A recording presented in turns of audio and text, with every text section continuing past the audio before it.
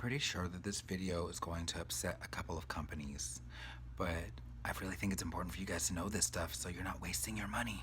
Hey GlamFam, Linwood here, and today I wanted to talk to you guys all about marketing in the beauty industry. And the reason why I say this, hopefully you guys aren't getting dizzy from me spinning in this chair. I shouldn't be doing it. I fuss at everyone's child for it.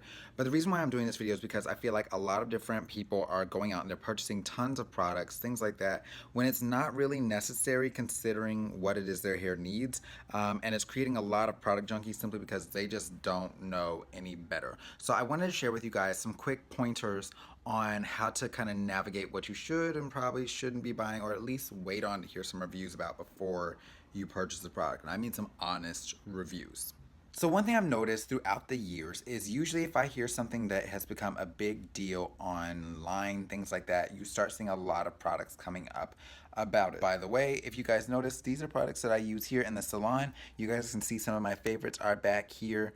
Back here we've got the Giovanni's Too Chic. I've also got the Framizi Color Lover stuff. Just want you guys to see the stuff I recommend, the stuff I use on my live breathing clients. Okay, back to the point. The thing that I wanted to draw to your attention is this. If you notice, certain things that are trends on YouTube end up becoming products in companies. So let's say, for instance, before the natural hair community became what it is now, and before it was a huge craze, you heard new terms coming out like co-washing.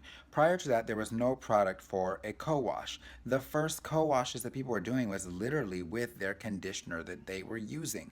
Now you're seeing products that are marketed as co-wash that are marketed to people who just simply don't know any better. You can use your conditioner for the same thing, and now they're going out and buying a product for an additional 12 to 13, sometimes more dollars to get a product that they already kind of had. So I want you guys to be careful about this. There are a couple of different brands I think that are more prone to hopping on trends. And I want you guys to think about certain stuff. Like at one point, no one had heard about argan oil. The next thing you know, there was this craze around argan oil. And oh, this is flat. Let's get some volume. There was this craze around argan oil. And so it became a big thing you saw in a lot of products that were rising up, things like that. Same thing goes for coconut oil. Out of nowhere, there was this big craze in the hair community about coconut oil. Next thing you know, you've got tons of product lines that are coming out with products that have coconut oil as the key ingredient in there. Same thing when Shea Moisture blew up, you started seeing Suave come out with like their own shea butter line. You started seeing Pantene try to come out with the shea butter line. Like, it's just something that has taken place across the board. Also, might I add, if you turn that product around, look at the label on the back, check and see your ingredients. If it says that it has shea butter in there and shea butter is all the way down near the bottom right next to fragrance, boo. That is a marketing trick. They are just trying to get your money. That's the same little jank shampoo they've been selling. They put of shea butter up in there just to market it to you. Same goes for anything else they're trying to market in there. If it's not up towards the top, good chance it's not at high concentration. Do not be pulled into these marketing tricks, you guys. I don't want you guys to be wasting your money unnecessarily and then be disappointed when ultimately it's not really what they're selling. So I will tell you this, do not be surprised if you start seeing products like rice water gel, rice water shampoo and conditioner, because honestly, it's the job of a beauty marketer to create something they feel like you're going to be interested in. And ultimately, if you already seem interested in it and these videos are getting all these views because people feel like it's going to make your hair grow, guess what? They're going to start making products around it. So when you see things that say with rice protein or with rice water, something like that, don't be surprised if it happens. I'm just saying. Now you notice, okay, well, CBD is becoming a big thing. Guess who came out with a CBD gel? Eco Styler. Guess who has an olive oil gel? Eco Styler. Guess who has an argan oil gel? Eco Styler. Are you noticing a trend here? Another company that's really big on doing stuff like this would be Shea Moisture. I love them, but at the same time, they're very key on this. And I feel like a lot of times it plays into certain insecurities people have about their hair as well. I don't understand the benefit of people buying stuff for low porosity. Just treat it like normal porosity. As hair ages, the porosity increases anyway, and low porosity is literally one of the healthiest heads of hair you can get. But now because people heard, oh, high porosity is an issue, you're starting to see a lot more people that are concerned about low porosity. And so what does Shea Moisture do? They come out with a line that's marketed towards people who are concerned about low porosity, and guess what? People went out and bought it.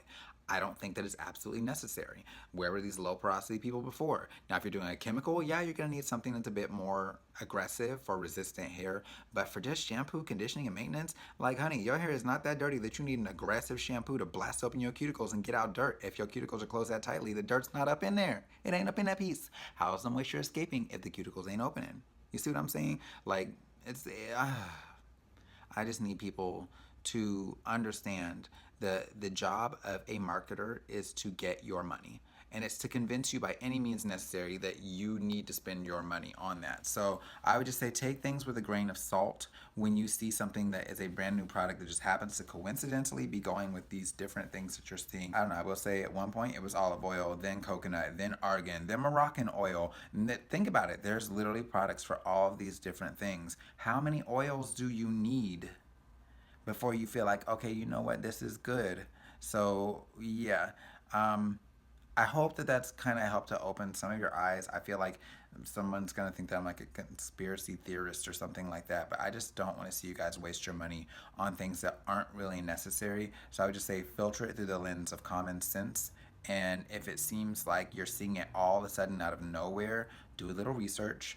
See when it is this popped up, because ultimately if what you're using is working and it's working well for your hair, why are you going to buy new stuff? Find something that your hair agrees with and stick with a routine.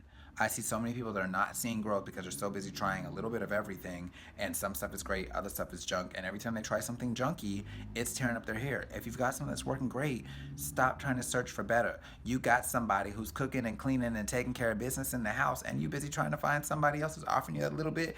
Child, stick with where you at, because your hair is gorgeous, and find something that works for it and treats it well.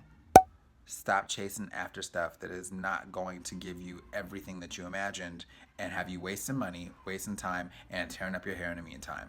Find a routine that works, stick with it. And that's all I gotta say, boo. Until next time, you guys, take care, God bless, stay glam, and you know I love you, boo.